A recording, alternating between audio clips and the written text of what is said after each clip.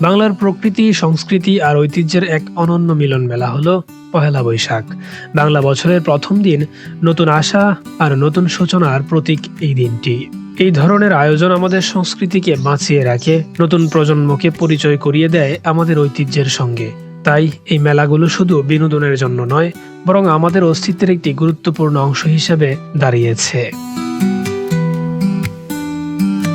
আজ পহেলা বৈশাখ। প্রত্যেকটি বাঙালির জন্য আজকে বেশ গুরুত্বপূর্ণ এবং আনন্দের একটি দিন।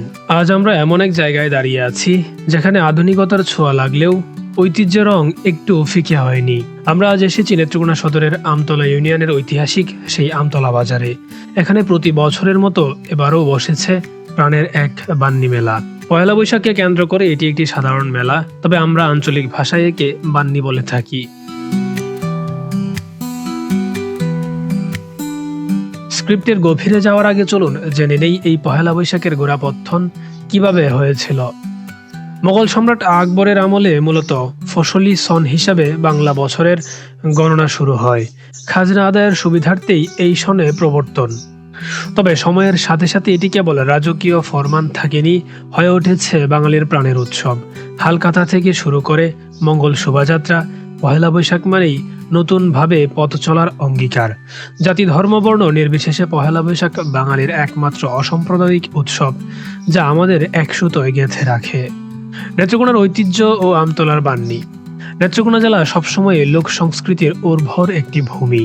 নেত্রকোনার আনাচে কানাচে বৈশাখী মেলার যে রূপ দেখা যায়, তার মধ্যে একটি বিশেষ অংশ হলো এই আমতলা বাজারের বান্নি।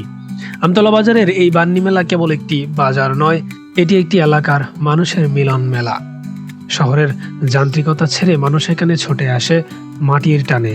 মেলায় কি নেই? একদিকে মাটির তৈরি হাঁড়ি পাতিল, পুতুল আর সরা, অন্যদিকে তালপাতার বাঁশি, ছোটদের জন্য প্রয়োজনীয় সবকিছু ইত্যাদি। ছোটদের হাতে রঙিন বেলুন আর বড়দের জটলা মিষ্টির দোকানে। বিশেষ করে বৈশাখী মেলার সে জিলাপি আর গজা ছাড়া যেন উৎসবই অপূর্ণ রয়ে যায়। আপনারা দেখতেই পাচ্ছেন মিষ্টি জাতীয় বিভিন্ন খাবার রয়েছে এই মেলায়। নানান বয়সের মানুষ এই মেলায় ভিড় করেছে। ছোট বড় বৃদ্ধ সকলেই এই মেলায় আসে, এই জায়গাকে একটু দেখে এবং বাঙালি সংস্কৃতিকে একটু ছুঁয়ে দেখে। আচ্ছা, আরেকটা বিষয় কি কখনো আপনাদের মাথায় এসেছে আমরা এই মেলাকে আঞ্চলিক ভাষায় কেন বান্নি বলে থাকি?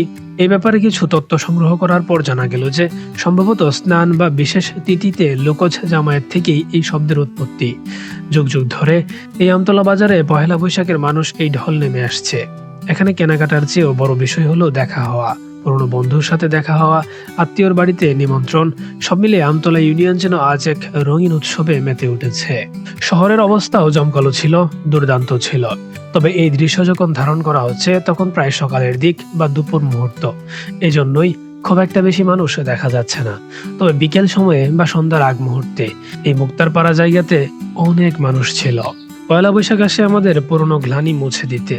নেত্রকোনার এই আমতলা বাজারের বান্নি মেলা আমাদের মনে করিয়ে দেয় সেই শৈশবকে, যেই শৈশবে আমরা ছুটে যেতাম এই মেলাতে একটি বাঁশি কেনার জন্য, এবং মেলা থেকে বাঁশি কেনার পর বাড়িতে ফিরতাম সেই বাঁশিতে ফুৎকার দিতে দিতে। ধর্ম বর্ণ নির্বিশেষে আমরা যেই হই না কেন, দিন শেষে আমরা সবাই বাঙালি। আমাদের মাটি আর সংস্কৃতির শিকড় অনেক গভীরে। আশা করি আজকের এই আয়োজন আপনাদের ভালো লেগেছে। নেত্রকোনার এমন আরো সৌন্দর্য, ডকুমেন্টারি এবং ঐতিহ্য দেখতে আমাদের সাথেই থাকুন।